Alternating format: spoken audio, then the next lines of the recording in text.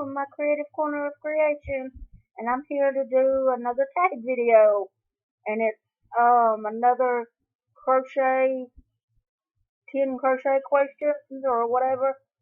So I'm gonna get right into it. I saw this on Kenyatta Creates, and I'm not sure where she saw it. She was tagged by someone, but I'm not sure who. And I'm not sure who created the tag. And I'm going to be looking down to see the questions on my phone. So I'll link Kenyatta and I'll link the people that I tag at the end. But everyone's tagged. Just do it if you want to. So the first question is, does counting stitches stress you out or calm you down? It stresses me out because I always mess up. Always. I'm always having to do it again and again and again. I'm having to go back and make sure that I got all 10 or all 300 or all 70 or however many. So yeah, I always mess up. What was the first project you ever crocheted? The first actual finished project I ever crocheted was a big granny square Afghan. Yep. And number 3, what did you do with your first project? I gave it away. Because even though it was my first finished object in crochet, it was good because I had already been doing like half projects or project starts and all, so I had really practiced a lot. I just hadn't finished anything. What is your number 4? What is your favorite beverage to have while crocheting? My absolute favorite is sweet tea, and if we don't have sweet tea, then either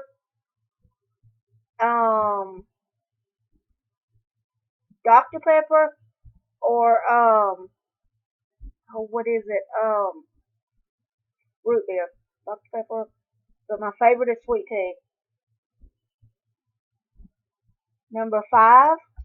Do you buy your yarn in person or online? It just depends. If I see some online and I have the money, I might get it online, but it's usually in person because I like to shop. I like to go places and shop. Is there a specific stitch or technique you dread doing? Okay, I've never done mosaic, and I've never done whatever overlay or whatever, and I've never done, I cannot remember what it's called. It's, it might be one of those, but it's where you go from one side to the other, and then you cut the yarn, and then you go from one side to the other. The same thing. So I cannot remember what it's called. I'll remember it as soon as I'm off of here. I'll remember. But I've never done those, and I'm kind of nervous to. So I've never really tried those. Tunisian. Is it Tunisian? I'm not sure, but I've never done that either. And then I don't like doing ripple because you have to count, and I always get off, and it messes it up. So, but it was my Nana's favorite.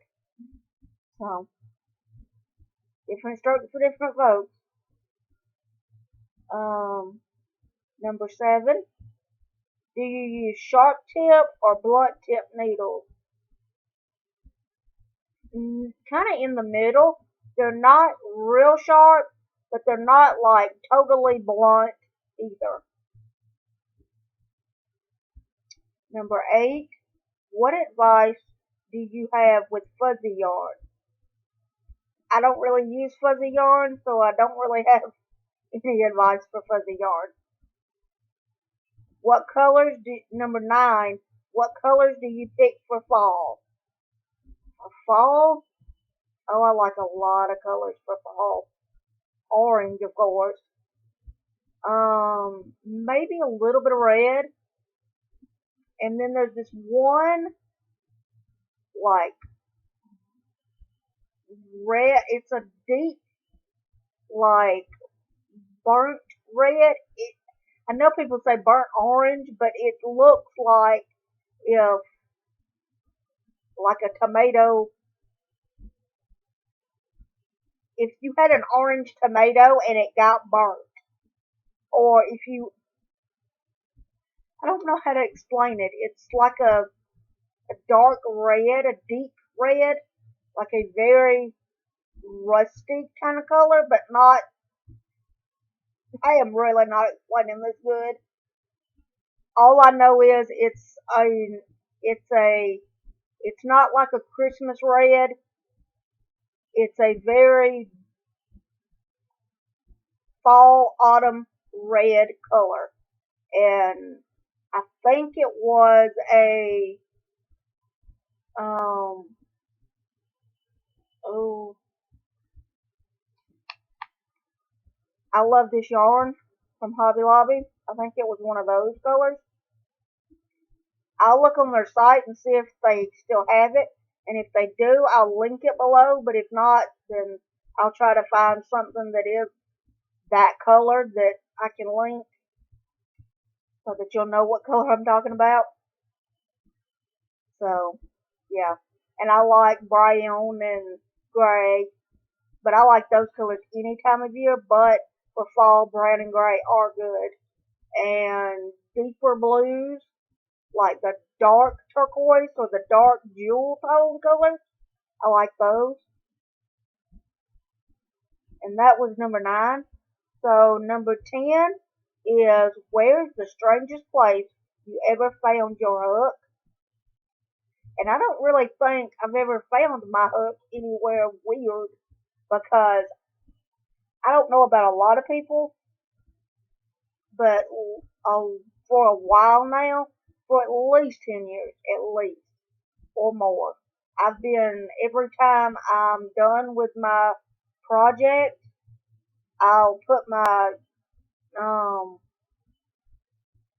hook, there's the word, I'll put the hook back in my case, or since lately I've not been putting it in the case, just in my bag, but it's like a small bag, small notions bag that fits my case. So I'll put it like down in the notions bag, so I don't have to like unzip the case every time, since I work on it like at least every other day, if not every day. So yeah, I don't really find my hook anywhere, and I usually am pretty monogamous with my crochet.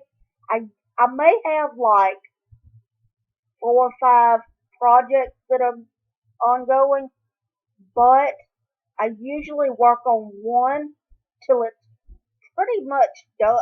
Not really till it's done, but till it, I don't know, I guess I have different, I just am able to remember, since I don't have many projects, and plus I'm using the same hook for a lot of my different projects. I think there's like, actually I think all 5 of the ones I'm doing now are using an I hook. And is it 9?